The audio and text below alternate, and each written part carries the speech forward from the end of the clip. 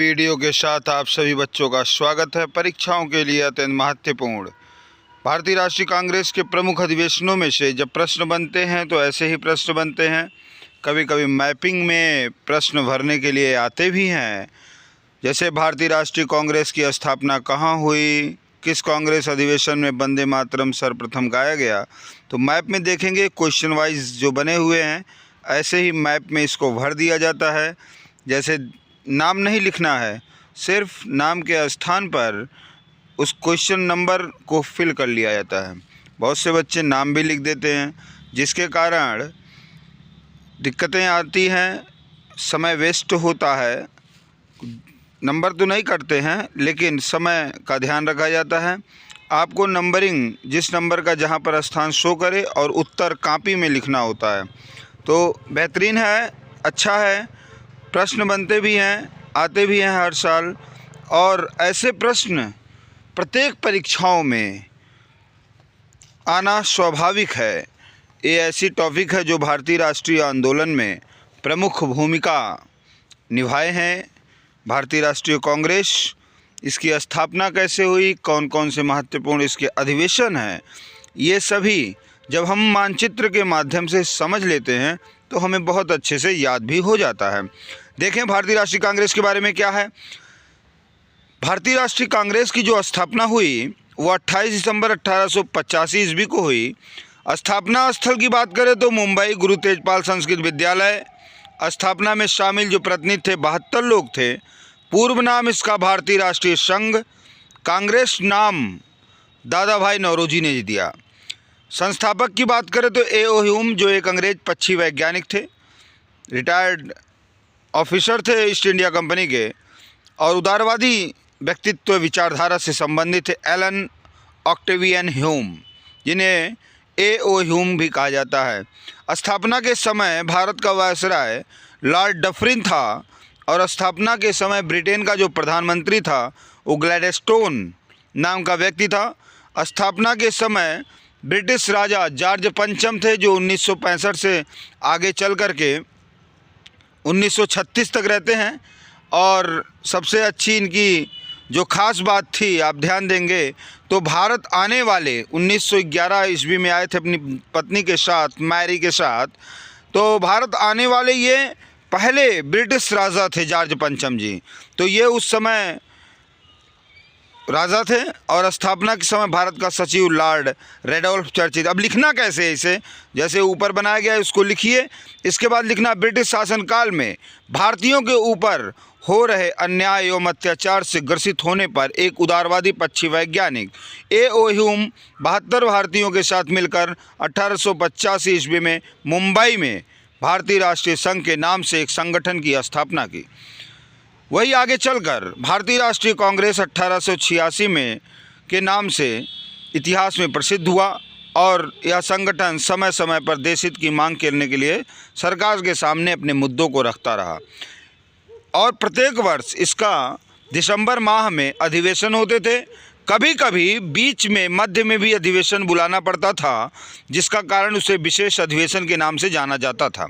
1885 में मुंबई में व्योमेश चंद्र बनर्जी इसके अध्यक्ष थे। इस कांग्रेस अधिवेशन के 72 प्रतिनिधि मिलकर ए ह्यूम के नेतृत्व में इसमें स्थापना की बात करिए, और भारतीय राजनीतिक पटल पर पहली राजनीतिक पार्टी कहा जाता है कि अफ्रीका महाद्वीप और एशिया महाद्वीप की ये पहली राजनीतिक पार्टी थी। दूसरा अधिवेशन 1896 ईस्वी में कोलकाता में हुआ, लेकिन हमें पढ़ना क्या 1896 का, तो महत्वपूर्ण है क्योंकि, और 1886 में भी कोलकाता में हुआ था, 1896 में भी कोलकाता में हुआ। तो रहमतुल्लाह सयानी जी इस कांग्रेस अधिवेशन के अध्यक्ष थे, और पहली बार वंदे मातरम गाया गया। आपको याद होना चाहिए, वंदे मातरम आनंद मठ पुस्तक से लिखा गया है, आनंद मठ पुस्तक में, और बंकिम चंद्र चटर्जी जी ने वंदे मातरम लिखा हुआ है। इस वंदे मातरम को 1905 तक देखा जाए तो यह भारत का नारा भी था। तो वंदे मातरम गीत कहाँ से लिखा गया, तो आनंद मठ पुस्तक किसने लिखा? बंकिम चंद्र चटर्जी ने लिखा। पहली बार गाया कब गया? 1896 के कोलकाता कांग्रेस अधिवेशन में गाया गया, जिस कांग्रेस अधिवेशन के अध्यक्ष रहमतुल्लाह सयानी जी थे। आगे के जब हम अधिवेशन की बात करते हैं तो उसमें हमें पता चलता है कितना महत्वपूर्ण बना। 1907 का अधिवेशन अगर देखें, 1907 का सूरत कांग्रेस अधिवेशन रास बिहारी बोस की अध्यक्षता में हुआ और कांग्रेस का विभाजन हुआ गर्म दल और नरम दल के रूप में। स्वाभाविक सी बात है, जब कोई संस्था बन जाती है तो उसमें उसकी विचारधाराओं से कुछ लोग असंतुष्ट भी रहते हैं, तो एक नए रूप में उसी पार्टी में एक नई विचारधारा गर्म दल विचारधारा का उदय हुआ। गर्म दल में आता है प्रश्न, लाल बाल पाल के नाम आते हैं, तो वो भी हम लोग जानते हैं। 1911 कोलकाता अधिवेशन, विशनधर द्विवेदी जी इस कांग्रेस अधिवेशन के अध्यक्ष बने।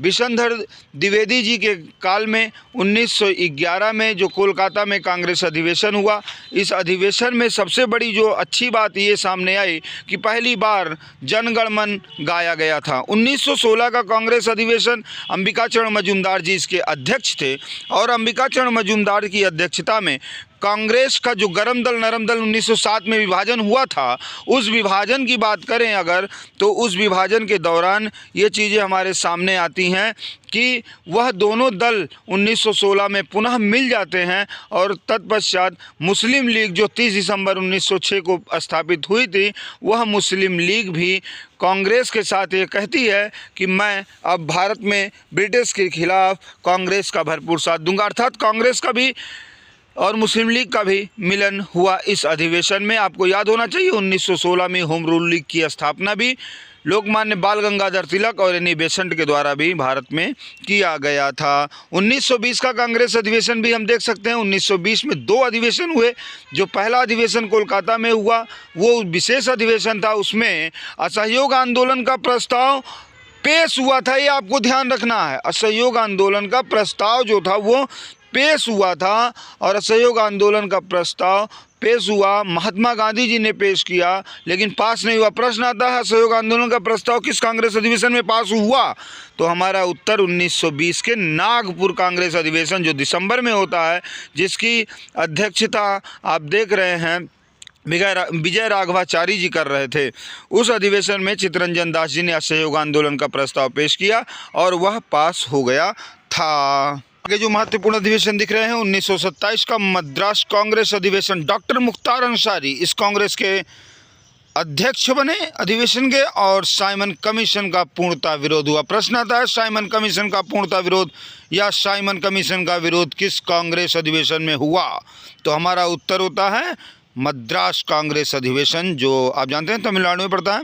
1929 लाहौर कांग्रेस अधिवेशन, पंडित जवाहरलाल नेहरू इस कांग्रेस अधिवेशन के अध्यक्ष बने और पूर्ण स्वराज का प्रस्ताव इसमें पास हुआ और पहली बार यह घोषणा भी हुई थी आने वाले 26 जनवरी 1930 को भारत देश में स्वतंत्रता दिवस मनाया जाएगा, जो 30, 31, 32 मतलब जब तक भारत स्वतंत्र नहीं हो जाता तब तक।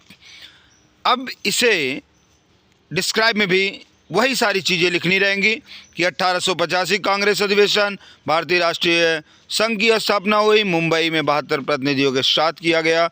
वो सारी चीज़ें जो आपके सामने अभी बताई गई कि 1885 में स्थापना हुआ, 1896 में वंदे मातरम गाया गया, 1907 में कांग्रेस का विभाजन हुआ पहली बार, 1911 में जनगण मन अधिनायक गाया गया, 1920 के सितंबर अधिवेशन में लाला लाजपत राय जिसके अध्यक्ष थे, इस अधिवेशन में असहयोग आंदोलन का प्रस्ताव महात्मा गांधी ने पेश जरूर किया, लेकिन वह चित्तरंजन दास, मोतीलाल नेहरू जैसे नेताओं के कारण वह पास नहीं हो पाया और दिसंबर 1920 में पुनः कांग्रेस अधिवेशन जो वार्षिक अधिवेशन था वह हुआ और इस अधिवेशन में के अंतर्गत आपने देखा था कि क्या क्या हुआ था कि असहयोग आंदोलन का प्रस्ताव पूर्णतः पास हुआ था। ये मैंने अभी बताया आप लोगों को।